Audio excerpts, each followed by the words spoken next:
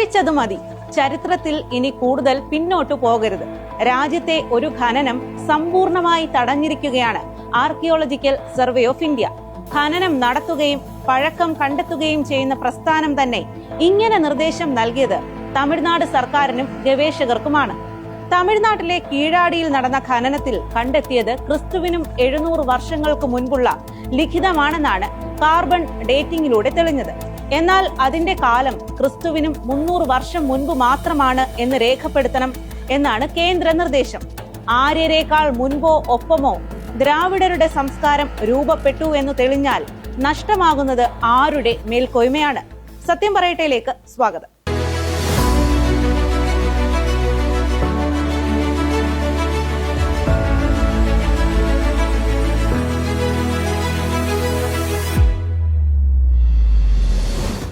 K അമർനാഥ രാമകൃഷ്ണയുടെ നേതൃത്വത്തിലാണ് കീഴാടിയിൽ ഖനനം നടത്തിയത്.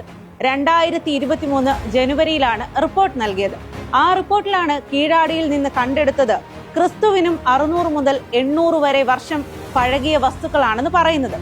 ഇപ്പോഴത്തെ കണക്ക് വെച്ച് നോക്കിയാൽ 2800 വർഷം പിന്നിലുള്ള ചരിത്രമാണ് കുഴിച്ചെടുത്തത്.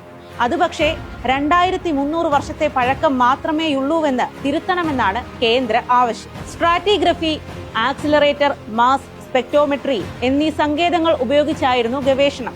കാലപ്പഴക്കം കണ്ടെത്താനുള്ള റേഡിയോ കാർബൺ ഡേറ്റിംഗിലെ ലോകമെങ്ങും അംഗീകരിച്ച മാർഗമാണിത്. ഇതനുസരിച്ചാണ് 2600 മുതൽ 2800 വർഷം വരെ പഴക്കമുള്ള സംസ്കാരമാണെന്ന് കണ്ടെത്തിയത്.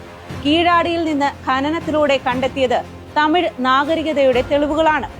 വൈഗൈ നദീതീരത്ത് പടർന്നു പന്തലിച്ച ഒരു സംസ്കാരമാണ് വെളിപ്പെട്ടു വന്നത്. ഈ കണ്ടുപിടുത്തം പ്രശ്നമുണ്ടാക്കുന്നത് ഇതുവരെയുള്ള ധാരണകൾക്കാണ്. വേദങ്ങൾ കേന്ദ്രീകരിച്ച് പറഞ്ഞിരുന്ന പൗരാണികതയാണ് ചോദ്യം ചെയ്യപ്പെടുന്നത്. വേദബന്ധിതമായ കഥകളാണ് അപ്രസക്തമാകുന്നത്. ഇത്തരം ഗവേഷണങ്ങളെ ASI തള്ളുന്നത് ആദ്യമല്ല. മുൻപും സമാനമായ കണ്ടുപിടുത്തങ്ങൾ ഉണ്ടായപ്പോൾ അതെല്ലാം തിരുത്താൻ നിർദ്ദേശിച്ച ചരിത്രമുണ്ട്.